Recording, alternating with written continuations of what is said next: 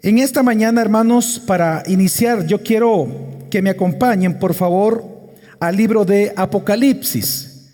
Al libro de Apocalipsis, el último libro de la Biblia. Y quiero que abran su Biblia ahí en el capítulo 1. Y vamos a leer únicamente, hermanos, del versículo 1 al 3. Apocalipsis capítulo 1, del 1 al 3. Dice así la palabra del Señor.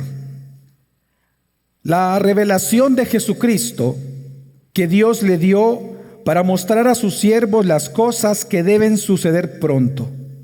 Él la dio a conocer enviándola por medio de su ángel a su siervo Juan, quien dio testimonio de la palabra de Dios y del testimonio de Jesucristo y de todo lo que vio. Bienaventurado el que lee y los que oyen las palabras de la profecía y guardan las cosas que están escritas en ella, porque el tiempo está cerca. Hace un poco, nosotros sabemos que el mundo, un par de años atrás, todo el mundo sufrió lo que conocemos hoy como el COVID. Para sorpresa de todos, la cuarentena fue algo que ninguna generación actual había experimentado. Fue extraño para todos nosotros, usted lo recordará, y nos sorprendió realmente porque no se esperaba en el mundo esto. Sin embargo, aquí en El Salvador, esto afectó muchas iglesias, usted lo sabe, y esto pasó en todo el mundo. Aquí en El Salvador se cerraron muchísimas iglesias, lamentablemente, porque después las personas no quisieron regresar. Y realmente la iglesia, y creo que ninguna institución estaba realmente preparada. Sin embargo, algo que le damos gracias al Señor es que esta iglesia, Dios nos dio el gran privilegio de podernos de alguna manera preparar para que el día que pusieron la cuarentena, en ningún momento, ningún servicio o predicación durante los domingos se dejó de hacer. Ahora, ¿qué nos permitió a nosotros? Porque si usted recordará, aquí en El Salvador la cuarentena empezó un día viernes. Fue anunciado un día viernes y empezó el sábado. Un sábado. Entonces el domingo ya estábamos nosotros transmitiendo y estábamos nosotros desde los hogares sirviéndole a ustedes la palabra del Señor. Ahora, ¿qué nos permitió hacer eso tan prontamente? Bueno, el ver la información a nivel mundial de lo que estaba ocurriendo en otros países nos hizo pensar que muy pronto en El Salvador obviamente eso podría suceder. Ahora, digo esto porque, hermanos, habrá algo mucho peor que el COVID que pronto vendrá. Y es precisamente el juicio de Dios. El juicio de Dios, el juicio final, no es algo que está inventado por los cristianos, sino que es algo que es anunciado por Dios en su palabra. Pero damos gracias a Dios que en su misericordia Dios nos ha dado la información de lo que realmente va a suceder y por lo tanto de lo que tenemos que hacer mientras esperamos que eso suceda. Y esto Dios nos lo ha dado precisamente en el gran libro de Apocalipsis. Esta mañana nosotros estamos con mucho gozo, personalmente con mucho gozo, porque vamos a iniciar una nueva serie de sermones acerca del gran libro de Apocalipsis. Desde hace mucho tiempo atrás yo tenía un deseo genuino de comenzarlo por diferentes razones. Bueno, Dios indicándonos que tenemos que predicar. Hemos visto otros temas, otras cartas, otros libros, pero hoy vamos a iniciar una serie de predicaciones en donde vamos a abarcar todo, absolutamente todo el libro de Apocalipsis, y nos vamos a tardar lo que tengamos que tardarnos.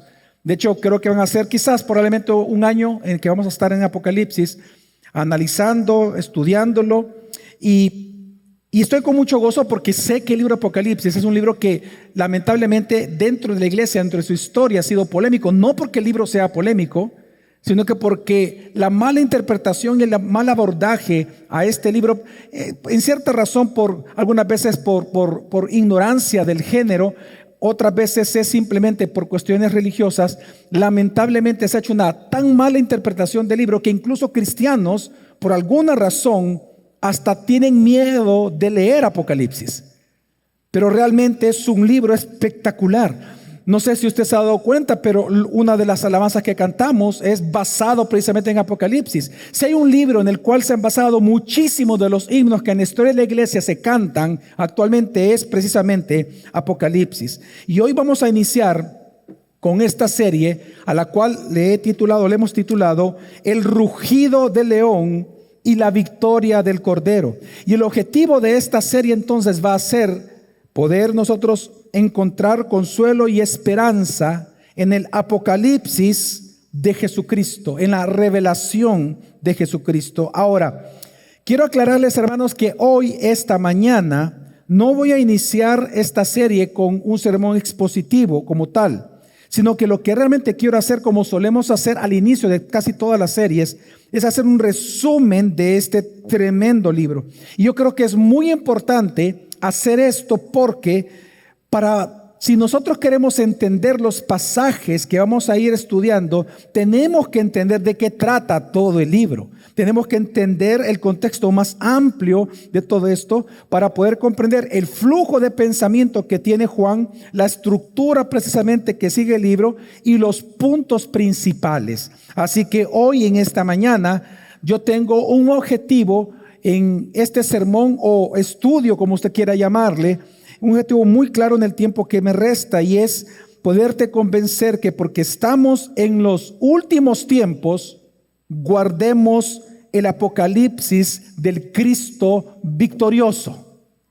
Porque estamos en los últimos días. Tú y yo sabemos que los últimos días fueron inaugurados en la resurrección de Jesucristo. Desde aquel momento hasta que Cristo venga, estos son los últimos días. Y por eso es importante, y mi objetivo es que ya, viendo el gran panorama del libro, hoy, esta mañana, podamos entender que si estamos entonces en esos últimos días, tal como nos enseña Apocalipsis, guardemos esta revelación del Cristo victorioso, este mensaje del Cristo victorioso. Ahora, es interesante cómo Juan inicia en su prólogo el libro de Apocalipsis. Es sumamente interesante porque en los primeros 4 versículos, no 3, en los primeros 4 versículos, Juan lo que hace es describirnos el género del libro y cómo él espera que las iglesias que escucharon Apocalipsis interpretaran el libro. Recordemos que fue un libro que fue leído en todas las iglesias de aquel momento. Y precisamente significa que podía ser entendido por cualquier mente cristiana.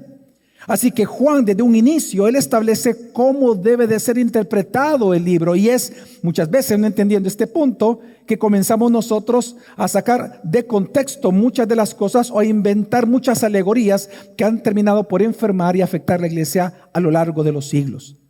Así que lo primero que nosotros vemos aquí, si me acompañan en el versículo 1, dice Juan, la revelación de Jesucristo. Es decir, ahí la palabra es el apocalipsis de Jesucristo. La palabra revelación es apocalipsis. Apocalipsis significa revelación. Ahora, es impresionante porque lo primero que está diciendo Juan, hermanos, es que este libro es un apocalipsis de Jesucristo. Para nosotros, escuchar apocalipsis es difícil como género literario, porque actualmente hay muy poca literatura así. De hecho, ya casi no se escribe. Hay un par en Europa, pero actualmente en nuestros países latinoamericanos no existe ese género. Si yo les hablo de poesía, por ejemplo, todos entendemos, la mayoría entendemos lo que es poesía. Por ejemplo, ¿a cuántos de ustedes les gusta leer poesía? Leerla. A mí me gusta. ¿A cuántos de ustedes les gusta? Levanten la mano. ¿Sí? Perfecto. Es un estilo literario que conocemos de alguna manera. Sin embargo, el género apocalíptico es un género que en aquel entonces era muy conocido por la iglesia. Ahora, ¿en qué se caracteriza? El género apocalíptico, hermanos, revela lo que va a ocurrir al final de la historia. Pero el estilo que ocupa este género para revelar lo que va a ocurrir al final de los últimos días es a través de imágenes increíbles y muchos símbolos, muchos números, pero eso lo hace con un objetivo. El género lo hace con un objetivo. Y es para que el lector, al leer estas imágenes, números, ver toda esta simbología, pueda entender que la revelación que está leyendo no es acerca de la realidad de las cosas desde la perspectiva humana, sino que estamos viendo las cosas desde la perspectiva de Dios. Ese es lo más característico del género literario llamado apocalíptico. Es demostrar, es magnificar que el mensaje que se está leyendo proviene de la sala del trono de Dios en el templo celestial. Y por lo tanto somos nosotros los que tenemos que ajustar nuestra mirada a las cosas de hoy en día, a nuestra realidad, en base a cómo Dios las ve. Ya no es una descripción de nuestro punto de vista, es desde el punto de vista de Dios. Y por lo tanto, lo que nosotros vemos aquí es que a través de muchos pasajes, como lo vamos a ir viendo, Dios lo que busca mostrar a sus siervos es precisamente la perspectiva de Dios. De hecho, si tú me acompañas en el versículo 1, desde un inicio hay una palabra ahí muy importante que ocupa Juan en griego y dice, la revelación de Jesucristo que Dios le dio, ¿para qué? Para mostrar a sus siervos las cosas que deben suceder pronto. Hermanos, esa palabra mostrar en el idioma original es bien interesante. Esa palabra significa simbolizar o significar. Es una palabra tomada de Daniel capítulo 7. Lo que Juan está diciendo desde un inicio es que la manera en que vamos a abordar Apocalipsis es mediante una interpretación simbólica de las imágenes y señales que encontremos allí.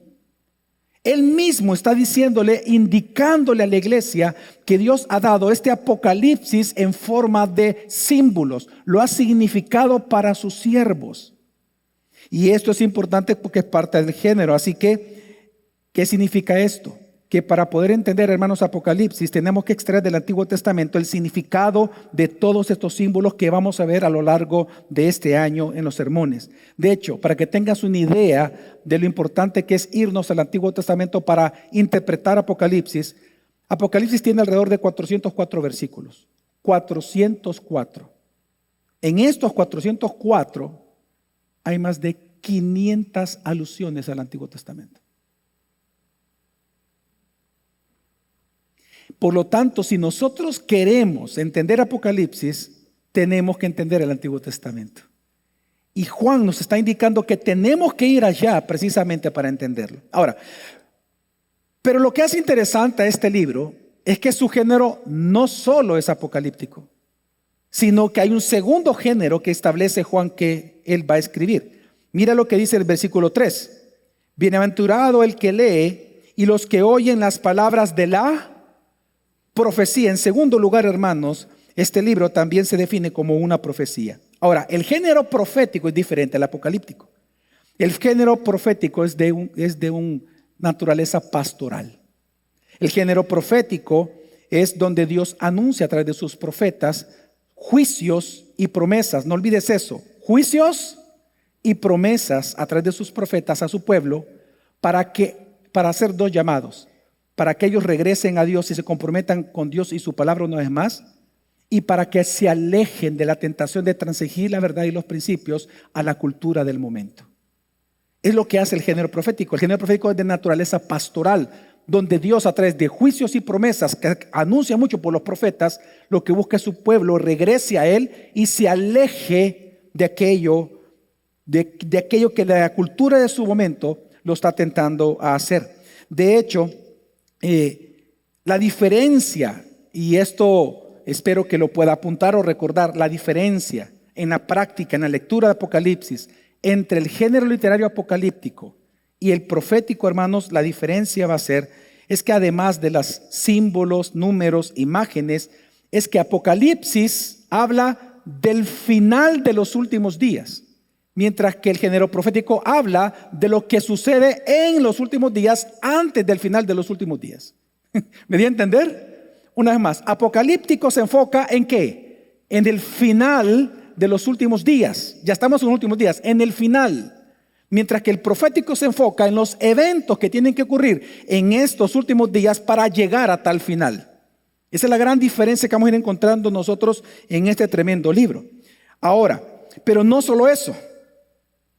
También Apocalipsis tiene un tercer género que lo hace un libro espectacular, distinto a cualquier otro en toda la Biblia. Y es que en el versículo 4 se nos dice que es una carta. Y de hecho inicia como una carta en el versículo 4, saludando con gracia a las iglesias. Y en el capítulo 22, versículo 12, termina como una carta o una epístola. A este se le llama un género epistolar. Ahora, el género epistolar es un género muy específico que Dios ocupa para Él dar instrucciones a la iglesia de cómo Él quiere que nosotros vivamos. Así lo hace el apóstol Pablo, las cartas de Pablo, las epístolas de Pablo, las epístolas de Pedro, Santiago, etcétera. Todas estas cartas, si se dan cuenta, Dios nos da instrucciones de cómo la iglesia podemos vivir piadosamente en un mundo impío. Y a través de estas cartas, Él hace un llamado muy específico siempre, y es a no abandonar la fe y a no comprometernos con el mundo, porque Cristo es nuestra herencia. Y es lo que Dios hace a través del género llamado epistolar. Así que, ¿qué es el libro de Apocalipsis? El libro de Apocalipsis a nivel literario es una profecía apocalíptica en forma de carta circular. Carta circular me refiero a que debería circular por todas las iglesias. Así que precisamente es una profecía apocalíptica en forma de carta. Ahora, ¿por qué estoy ocupando un tiempo muy valioso para decir esto? Bueno, primero porque están las palabras de Dios, Juan lo puso. Pero también, hermanos, porque esto nos dice mucho del objetivo del libro de Apocalipsis, lo cual nos debería de animar a leerlo y estudiarlo y gozarnos en la lectura.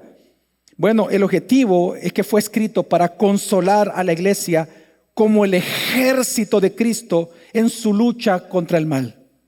Fue escrito para consolarnos, porque nosotros somos, como ya lo vamos a ver, somos la iglesia militante, somos el ejército de Dios o del reino de Dios en la tierra, ya lo somos. Ya fue inaugurado el reino, ya fue inaugurada la milicia, nosotros somos la milicia.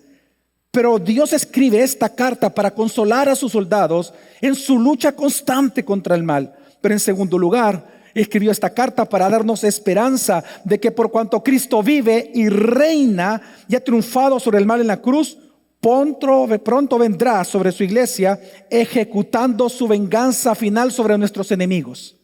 Pero también, en tercer lugar, fue escrito para hacernos un llamado a todos nosotros a no vivir bajo los principios y valores de este mundo. A que no críes, por ejemplo, a tu familia como el mundo cría a su familia. A que no interpretes el matrimonio como el mundo interpreta que es el matrimonio. A que no pienses que tu identidad personal es lo que el mundo llama identidad personal. No, es un llamado a que si estamos en los últimos días y hay sufrimiento y Cristo por lo tanto es victorioso y vendrá a juzgar muy pronto a nuestros enemigos, entonces vivamos hoy en día a la luz del evangelio y vivamos sin transigir la verdad de nuestras vidas, precisamente porque nuestro Cristo, nuestro Salvador, es victorioso. Así que si quisiéramos hacer una pregunta que responde a Apocalipsis, la pregunta entonces sería: ¿cómo vivir en este mundo impío? Bueno, la respuesta es Apocalipsis. Eso es lo que responde Apocalipsis. ¿Cómo vivir en este mundo impío mientras esperamos la segunda venida de Cristo y el juicio final de todas las cosas? Y bueno, y la respuesta que nos da el libro es que tú tienes que escoger o vivir bajo los principios de la cultura, la cual vas a ser tentado todos los días a hacer, como meter una taza de café aquí como que fuera un show, por ejemplo, o vivir bajo los principios del reino.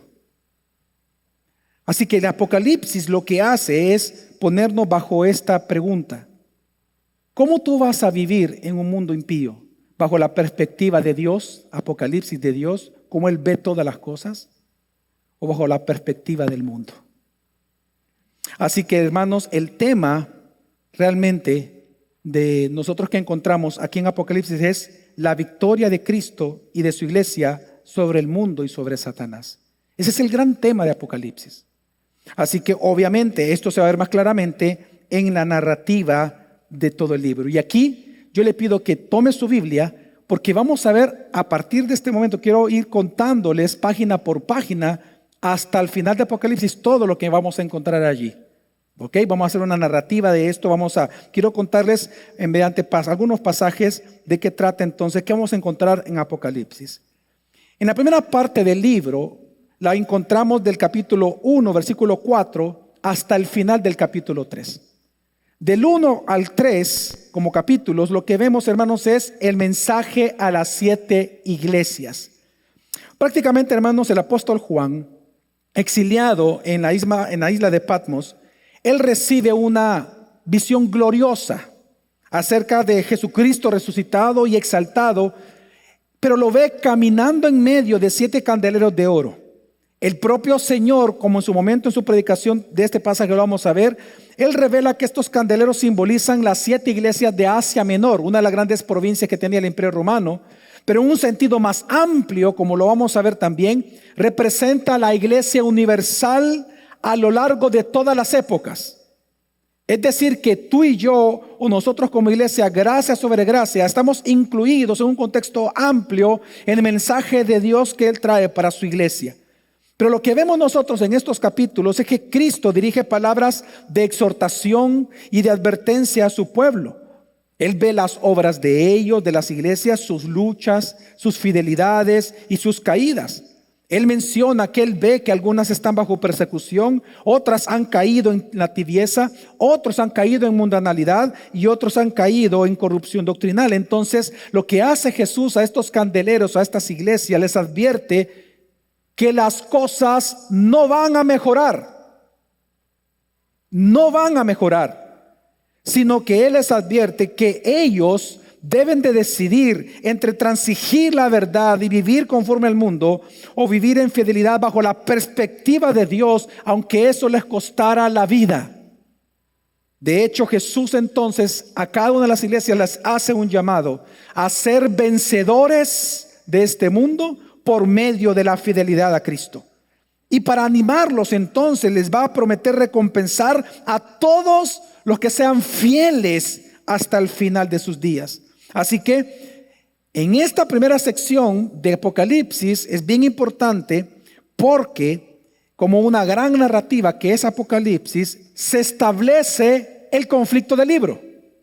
Para aquellos que les gusta ya hacer exégesis, bueno, si Apocalipsis es una narrativa, el conflicto es esta porción de la escritura, del 1 al 4. Encontramos el conflicto. ¿Y cuál es el conflicto de todo el libro? ¿Qué hará el pueblo de Dios ante la tentación y el asedio del mundo de transigir o tolerar en sus vidas los valores del mundo? ¿Serán fieles a Cristo o serán fieles al mundo? Esa es precisamente el conflicto. ¿Qué va a suceder con nosotros? ¿Qué es lo que tú vas a hacer? Porque todos los días estás asediado para vivir bajo la perspectiva del mundo. Pero también Dios te dice, te da un apocalipsis de Jesucristo, una revelación de Cristo, para que tú vivas bajo esa perspectiva. La pregunta, ¿qué harás? Bueno, la respuesta lo tiene todo el libro de Apocalipsis. Y esto nos hace ver la segunda parte del libro. En la segunda parte del libro, entonces Juan va a comenzar a responder todo esto, y es del capítulo 4 al capítulo 5. En esta segunda parte lo que vemos es la visión de la gloria de Cristo en el trono celestial. Juan es llevado al salón del trono, en el templo celestial. Si vemos el versículo 1, de 4:1, versículo 4:1 dice, después de esto miré y vi una puerta abierta en el cielo, y la primera voz que yo había oído como sonido de trompeta que hablaba conmigo decía, sube acá y te mostraré las cosas que deben suceder después de estas. Lo que se le va a mostrar en este pasaje a Juan no es solamente un vistazo al futuro, hermanos, sino una revelación del gobierno de Dios que Él tiene en la historia de la humanidad. Así que en capítulo 4 lo que vemos es a Juan en el trono de Dios, que él ve que toda la creación está postrada en adoración. Los ángeles, los ancianos, los seres vivientes claman a una sola voz, santo, santo, santo. De hecho, en la alabanza que cantamos, que se llama Santo por siempre, está basado en el capítulo 4 de Apocalipsis, donde toda la creación le canta santo, santo, santo. Pero luego en el capítulo, acompáñame, espero que me esté acompañando, en el capítulo 5, versículo 1, dice, en la mano derecha, que sucedió que en la mano derecha de aquel que estaba sentado en el trono, vi un libro escrito por dentro y por fuera, sellado con 7 sellos. Ahora, este rollo simboliza dos cosas. En su momento lo vamos a ver ya con detalle. Simboliza dos cosas. allá adentro están escritas o están en cumplimiento todas las profecías de todos los profetas de todo el Antiguo Testamento. Pero también está incluido el rollo no abierto del profeta Daniel. Ahora, ¿qué es lo que está escrito dentro de este rollo que por lo cual es importante abrirlo? Bueno, este rollo revela, en palabras bien actuales, bien para nosotros, revela el destino final de la humanidad. Dígame si no es importante ese rollo. Ahí está escrito lo que va a ocurrir al final de la humanidad, al final de los tiempos. Bueno, específicamente hay tres cosas que menciona o que están dentro de este rollo. El plan soberano de Dios para establecer su reino en la tierra, el cual incluye la consumación de la historia y la victoria sobre el mal en un juicio final. Así que este es un rollo importante para la iglesia. Pero ¿sabe cuál fue el problema? Es que nadie pudo abrirlo. Y entonces Juan comienza a llorar. Y Juan dice ahí que él llora por angustia porque si el rollo, hermanos, no se abriera, nuestra historia como humanidad, nuestra historia no llegaría a su consumación. Y jamás nosotros los cristianos obtendríamos la justicia en contra de nuestros enemigos. Así que el rollo tiene que ser abierto. Sin embargo, entonces, en ese momento, mientras él lloraba, resulta que uno de los ancianos que está allí le proclama a Juan y le dice que ya no llore, porque resulta que allí en el salón del trono hay uno que sí puede abrir el rollo. Hay uno. Y le dice: el león de la tribu de Judá, la raíz de Isaí. Pero entonces él se alegra tanto que cuando él se da vuelta para poder ver al león, resulta, hermanos, que él no ve a ningún león, sino que resulta que él ve majestuoso parado a un cordero inmolado, a uno que murió pero que ha resucitado, a un cordero sacrificado, ensangrentado pero que está vivo. Resulta que el león de la tribu de Judá resulta que es Jesús, y lo ve parado listo para tomar el rollo de la mano de su padre por cuanto él murió y resucitó, y él es el único que lo puede abrir. Y en ese instante, entonces, con esta visión, ¿sabe lo que está anunciando Juan en este pasaje? Hermanos, que el reino de Dios, del cual está escrito en ese rollo cómo iba a ser todo, el reino de Dios ya ha sido inaugurado por el cordero inmolado.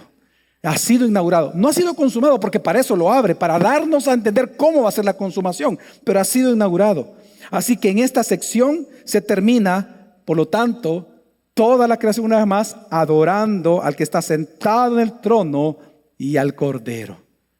Ahora, esto nos lleva a la tercera parte entonces de Apocalipsis, la parte más larga, en la cual voy a tomar un poquito más de minutos, aunque voy tratando de ir rápido para entender todo esto.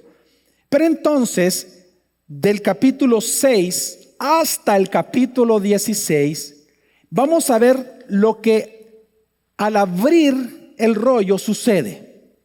Y lo que vamos a ver es un ciclo de juicios que Dios va a traer en los últimos tiempos a través de 3 ciclos de 7 juicios.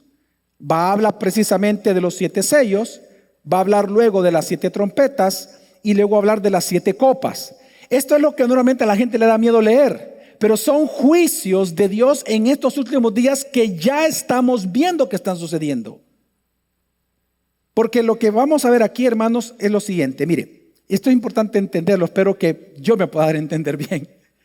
Cada uno de estos ciclos de 7 juicios que terminan en el gran juicio final, precisamente en la 7ª sello, trompeta o copa, estos 7 ciclos de juicios en Apocalipsis revelan cómo Dios ejecuta su justicia en la tierra a lo largo de estos últimos días, que comenzaron con la resurrección de Cristo y que van a terminar cuando Jesús regrese por segunda vez. Amén. Sin embargo, un detalle importante, hermanos, es que estos juicios no tienen un cumplimiento. Es decir, estos juicios no son cronológicos. Es decir, no es que después de usted leer los sellos y cuando comienza a leer las trompetas, significa que después de los sellos va a suceder las trompetas y luego entonces va a suceder las copas. Porque resulta que si usted lo lee así, se va a dar cuenta que entonces que usted va a tener 3 juicios finales. Y hay una gran contradicción. Y ahí es donde la gente se pierde en la lectura de Apocalipsis. Lo que tenemos que entender es que estos juicios no son cronológicos, sino que son progresivos, repetitivos. Lo que hace Juan es que narra una historia de los juicios de Dios en los últimos tiempos. Los narra a través de 7 sellos. Al séptimo sello, él retoma otra vez la misma historia. Él recapitula todo y vuelve a iniciar. Solo que ahora con otras imágenes. Va a decir lo mismo con otras imágenes. 7 trompetas. Al final de las 7 trompetas, recapitula todo, la misma historia, solo que ahora con 7 copas. ¿Me di a entender, hermanos? Si usted lee así, va a ser mucho más fácil leer el Apocalipsis hoy que usted llegue a su casa. Bueno, la va a leer, ¿verdad? Sí, al final le voy a dar una tarea. Ok, entonces, ahora, esto es bien importante y usted va a ver algo que por esto es que en el séptimo trompeta, séptimo copa o séptimo sello, Dios siempre va a hablar del juicio final y termina con el juicio final, con el final de los últimos días. Y esto precisamente Ahora, entender eso no es difícil para nosotros, estos ciclos. ¿Por qué? Porque así como hay 3 evangelios sinópticos que nos narran acerca de la misma persona y su obra, solo que de 3 perspectivas diferentes, así tenemos nosotros 3 ciclos de 7 que nos narran los mismos eventos, pero de perspectivas diferentes. Es exactamente similar. Así que veamos rápidamente cada uno de ellos por el tiempo. Lo primero que encontramos del capítulo 6 al capítulo 7, si usted va hojeando conmigo, es los 7 sellos. Pues resulta que este cordero inmolado abre los primeros 4 sellos y salen de estos 4 sellos 4 jinetes que son los mismos que son mencionados en Zacarías. Estos 4 jinetes simbolizan las guerras, oiga hermanos, las guerras, las conquistas, el hambre y la muerte que vemos todos los días en el mundo nosotros. Solo basta con que usted encienda su celular y busque las noticias del día y usted va a encontrar guerras, conquistas, hambre y muerte. Estos son los sellos que se abren. Dios está anunciando que en estos últimos días va a haber conquistas, hambre, muerte y guerras. El 5º sello, cuando es abierto, muestra entonces que en estos tiempos también los mártires cristianos van a estar siendo asesinados y que ellos están ahora clamando por justicia a Dios. Y esto es lo que vemos nosotros en la lectura del libro del orden del culto, en el Salmo, cuando leímos antifonalmente el Salmo 13. Todo lo que usted lee es lo que los mártires de hoy están preguntando. Señor, dice, ¿hasta cuándo, oh Señor, me olvidarás para siempre? ¿Hasta cuándo esconderás de mí tu rostro? Considérame y respóndeme, oh Señor, Dios mío, ilumina mis ojos, no sea que yo duerme el sueño de la muerte, no sea que mi enemigo diga, lo he vencido, y mis adversarios se regocijen cuando sea sacudido. Este salmo lo que está pidiendo es por justicia, pues el 5º sello dice que en estos últimos días los mártires de la tierra, los que están muriendo todos los días, porque en el mundo hay muchos cristianos que están muriendo por la fe, su sangre clama, ¿hasta cuándo, oh Señor? Pues resulta que la respuesta a ese clamor es el 6º sello. Dios abre el 6º sello y lo que vemos es la respuesta final de Dios al clamor de los mártires. Y la respuesta de Dios es el juicio final. El juicio final, al cual ahí se le llama el gran día del Señor, profetizado así por Isaías y por Joel. Ahora, en este momento en que el 6º sello se abre y se presenta el juicio final, aquí Juan interrumpe su narrativa para responder una pregunta. Bueno, si el sufrimiento, Señor, nunca va a terminar, sino hasta el final de los últimos días, si el cristiano no va a dejar de sufrir, ¿cómo mantenernos de pie? Te lo voy a poner en contexto. Lo que ahora va a responder Juan, porque él hace una pausa en su narrativa, es cuando tú pierdes un ser amado, cuando te dicen tienes cáncer, cuando te dicen estás despedido, cuando pierdes todo, cuando estás en angustia, ¿cómo puedes perseverar en este mundo? Y entonces Juan dice que Dios ha puesto en todos sus hijos un sello de protección. Manda a un ángel con un sello y sella a cada uno y suma un total de 144,000. Ahora, este número aparece en el libro de Números, capítulo 1. Entonces está simbolizando este ejército de Dios en la tierra, los cuales son los sellados por el Señor. Ahora, todo esto es simbólico, porque cuando Juan, al igual, cuando se da vuelta para ver quiénes se componían el ejército, resulta que este ejército de 144,000 está representado precisamente por cada creyente de cada tribu, pueblo y nación de toda la tierra, cumpliendo así la promesa que Dios le hizo a Abraham, que en él serían benditas todas las naciones de la tierra. En otras palabras, estos 144,000 es el ejército del reino de Dios en la tierra ya inaugurado. Y resulta que ese gran ejército somos nosotros, la iglesia de Jesucristo. Y a nosotros Dios nos ha sellado. Y ese es nuestro consuelo. Que podemos estar en sufrimiento, podemos estar en angustia, pero que Dios nos protege a nosotros. Y que de que vamos a llegar al final, vamos a llegar al final.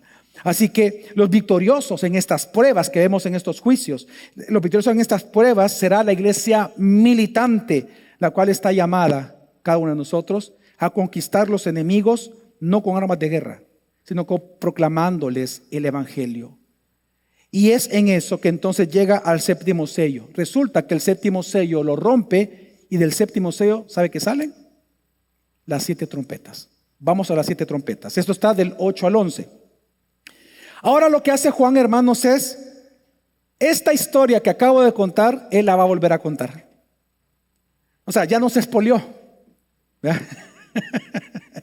Y nos va a volver a contar la misma historia, solo que ahora bajo la imagen de sellos, de trompetas. Y ya no va a ocupar las figuras que ocupó, sino que hoy va a ocupar la historia del Éxodo.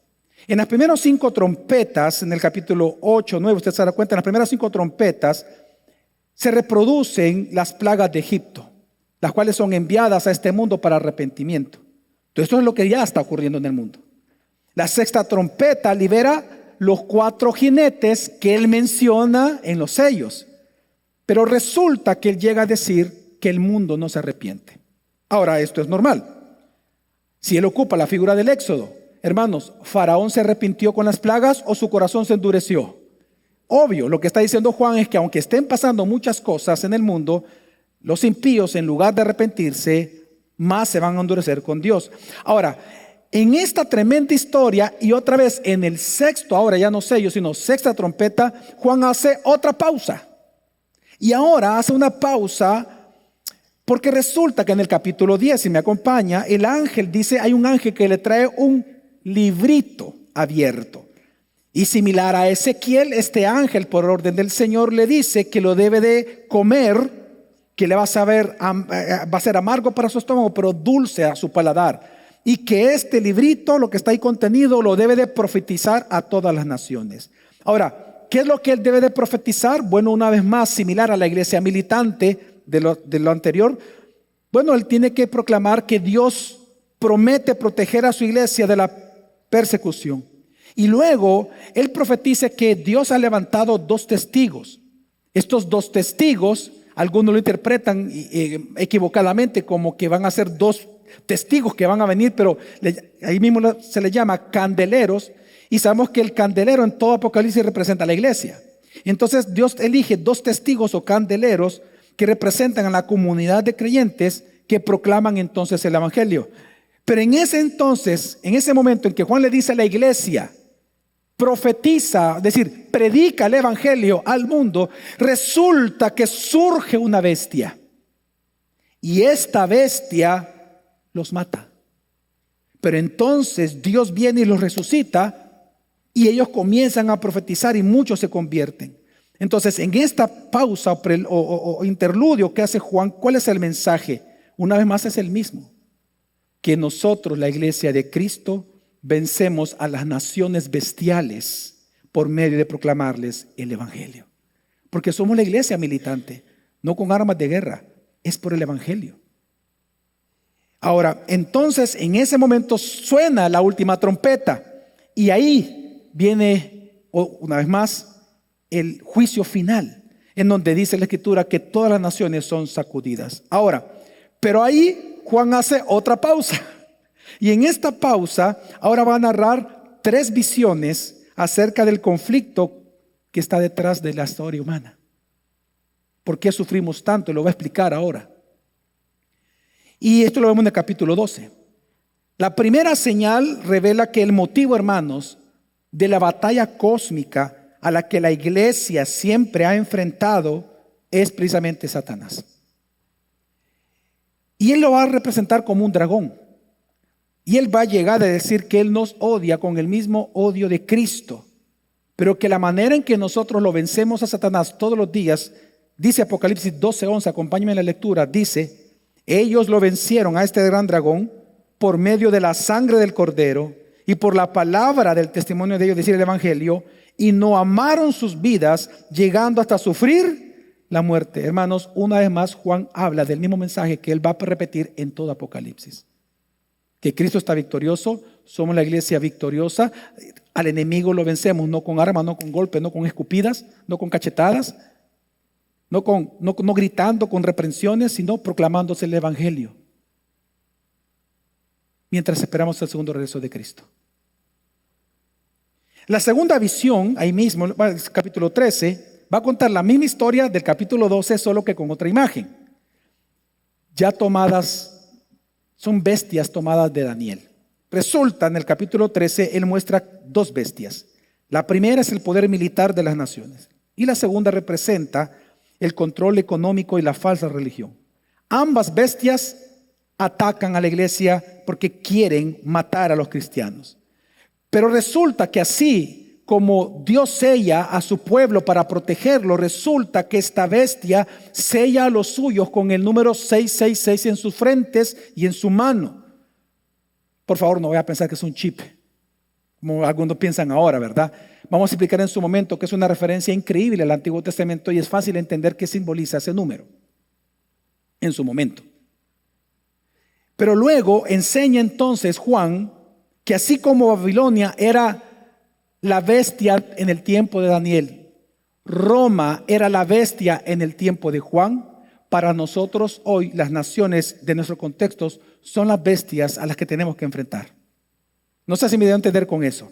Lo que Juan está diciendo nada más es que así como la Babilonia era la bestia en el tiempo de Daniel, Roma era la bestia en el tiempo de Juan.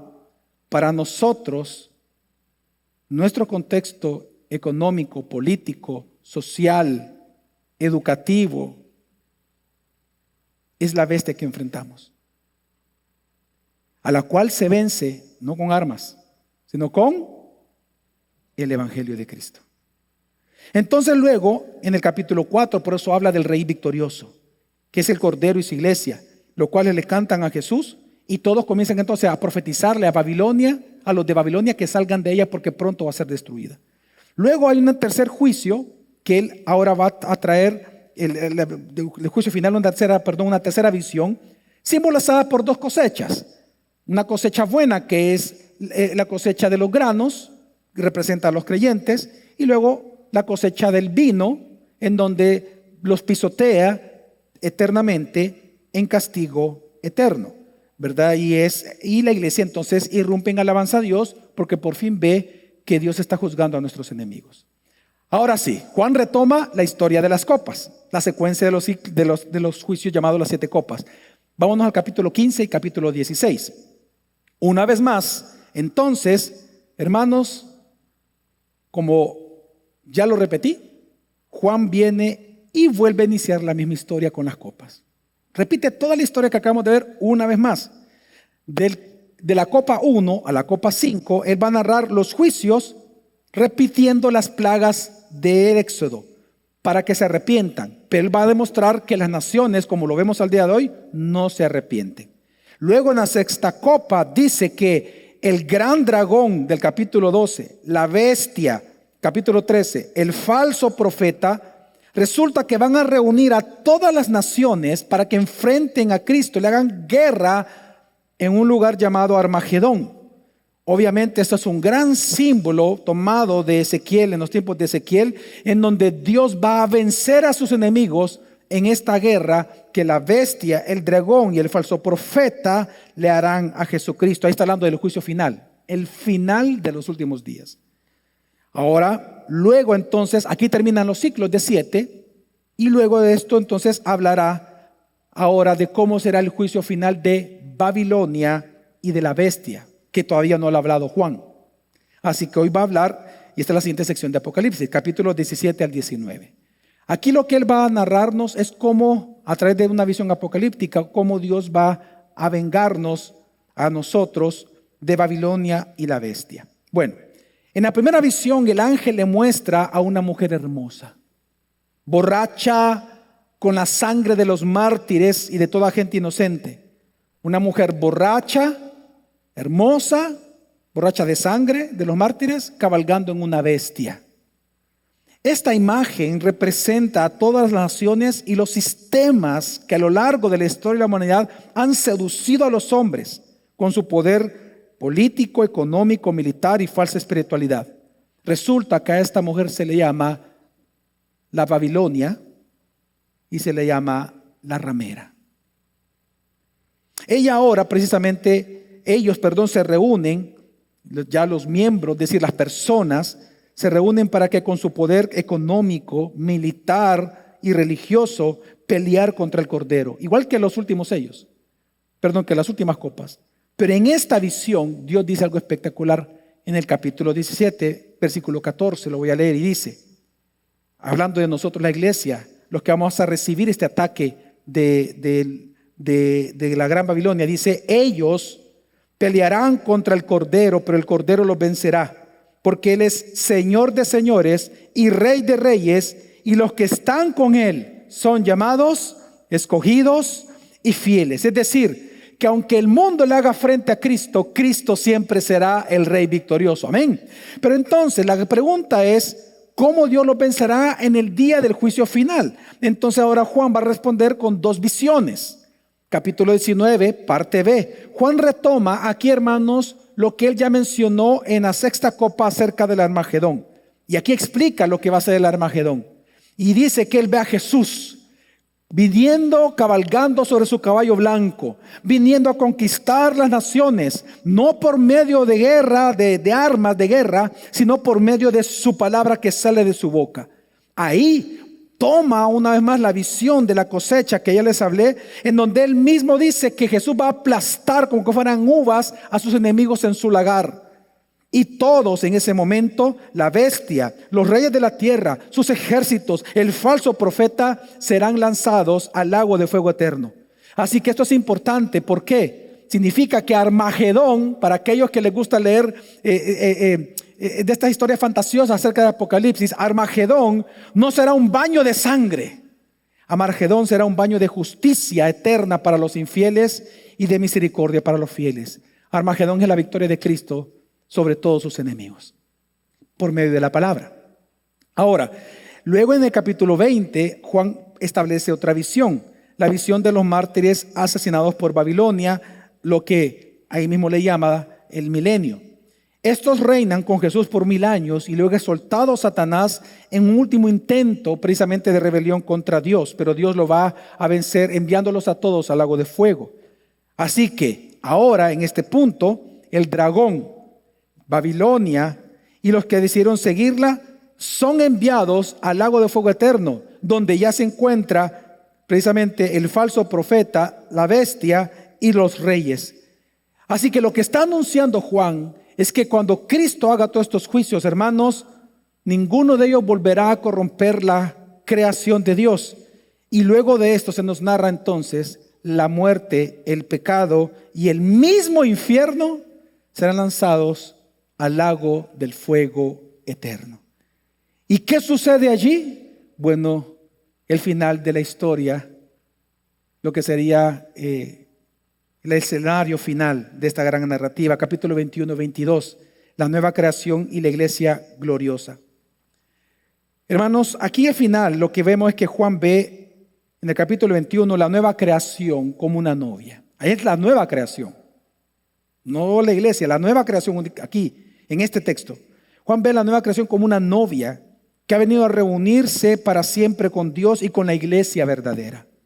En este nuevo cielo y nueva tierra que Dios va a crear, esto será un mejor jardín que el Edén.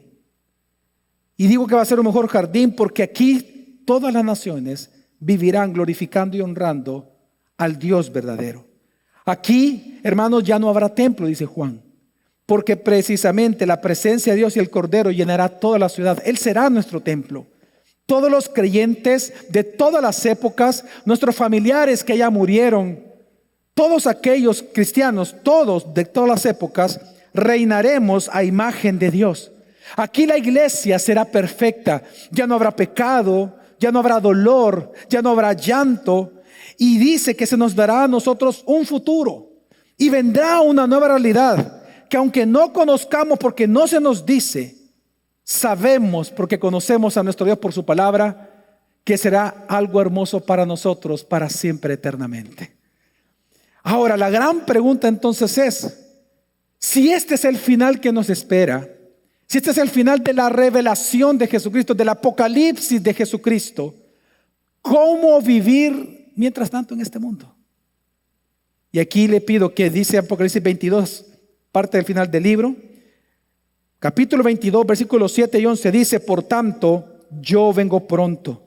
Bienaventurado el que guarda las palabras de la profecía de este libro. Versículo 11, que el injusto siga haciendo injusticias, que el impuro siga siendo impuro, pero que el justo siga practicando la justicia, y el que es santo siga guardándose santo.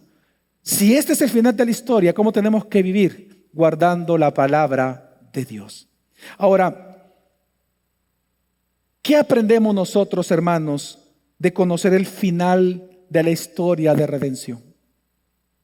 ¿Qué es lo que podemos aprender nosotros en esta mañana al dar un paso por todo Apocalipsis? Yo encuentro tres cosas que son importantes para nosotros. Número uno, hermanos, que sufrir por Cristo es el camino hacia la victoria final. Sufrir por Cristo es el camino para la victoria final. Hermano, así como la muerte de Cristo selló, aseguró su triunfo eterno, nuestro sufrimiento por seguir a Cristo siempre va a ser una señal de que al final también nosotros venceremos al mal juntamente con Él. Hermanos, así nosotros cada día podemos llorar, podemos sufrir, podemos angustiarnos, pero lo que nos promete Dios en su palabra acá en Apocalipsis es que nuestro espíritu será guardado hasta el final. Siempre. Podemos llorar hoy, pero nos gozaremos eternamente. Podemos sufrir hoy, pero nuestro espíritu está guardado porque hemos sido sellados por Jesucristo. Así nosotros, hermanos, esto nos impulsa todos los días a ser fieles a Cristo, a no ceder nuestros valores o los valores del reino a los valores del mundo. Esto nos anima a nosotros a evitar pretender pensar que, por ejemplo, enviar a nuestros hijos a colegios seculares y no cristianos es mucho mejor, es mucho más sabio, es más profesional, asegura el futuro de nuestros hijos.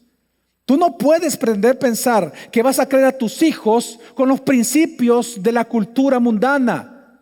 No puedes pensar así, sino que tenemos que cuidarnos de transigir la verdad de Dios y entender que no podemos llevar a cabo nuestro matrimonio, no podemos honrar a la esposa, no puedes someterte y amar a tu esposo, no podemos hacer nada de lo que Dios nos manda bajo la perspectiva del mundo, sino solo bajo la perspectiva de Dios. Amén, hermanos. Pero también esto nos enseña que al final no debemos de permitir que el uso de las finanzas, el matrimonio, como les decía, se defina por lo del mundo. No lo podemos permitir porque al final Dios va a recompensar a los que seamos fieles en estos últimos días. En segundo lugar, algo que aprendemos de todo esto es que saber que Dios nos gobierna sobre todo y sobre todos nos consuela. Saben, más de 30 veces en los primeros 4 versículos, en los primeros 4 capítulos, se nos dice, más de 30 veces se nos dice que Dios está en su trono. El libro de Apocalipsis resalta el gobierno de Dios sobre toda la historia de nosotros. Hermanos, Dios es el dueño de la historia. Dios es el dueño de tu historia. Amén. Y todo lo que tú estás viviendo en este instante, todo lo que te ha ocurrido a lo largo de tu vida, quiero que sepas que Dios lo ha establecido. Ni Satanás, ni sus demonios, ni los poderosos de la tierra podrán cambiar el curso determinado por Dios para su creación y para su iglesia. Pero esto nos tiene que dar consuelo a nosotros. En que, hermanos, en que en nuestro dolor, en nuestras enfermedades, en nuestras carencias, en nuestra pobreza o problemas, hermanos, Todo está bajo el control soberano de Dios, quien nos ama a nosotros plenamente en Cristo. Así que todo esto nos enseña que tu dolor, tu escasez, tus momentos de risa, tus momentos de lloro, todo está controlado por Dios. Y que Él nunca ha dejado de amarte. Porque Él te ama tanto como Dios puede amar. Él te ama plenamente en Cristo. Por lo tanto, hermanos, si sufrimos, si tú sufres, no es porque Dios te odia, sino que porque Él quiere purificarnos para que, siendo fieles a la imagen de Cristo, recibamos al final de todo, al final de los últimos días, recompensas eternas. Y por eso nosotros sufrimos, porque Él quiere que recibamos recompensas eternas. Si el camino para la recompensa de Cristo fue la cruz, ¿acaso va a ser diferente para nosotros los que seguimos a Cristo? Hermanos, y si los poderosos se ríen más que nosotros, no olvidemos que esa será su parte de la condenación final, porque ciertamente Apocalipsis nos promete que Dios está reservando a los incrédulos para su castigo final y eterno. ¿Y sabes qué? Nos vamos a alegrar cuando veamos la justicia de Dios ejecutada, porque lo dice Apocalipsis. Amén. Así que nosotros somos, como dice Apocalipsis 14:4, los que siguen al Cordero a donde quiera que Él va. ¿Cuántos dicen amén a esto? Somos así nosotros. Lo seguimos a donde Él quiera que va. Y por último, ¿qué nos enseña Apocalipsis en esta mañana? Que el final que nos espera, hermanos, es glorioso y es inmerecido. Fíjate bien, si el reino de Dios ya fue inaugurado en Cristo, si los últimos días han sido inaugurados, si nosotros somos el pueblo redimido por Dios y la iglesia militante del reino ya inaugurado, entonces estemos seguros que al final de nuestra historia, que el final de tu historia y mi historia no es el dolor, no es la angustia, no es la inexistencia, sino la victoria eterna con Cristo.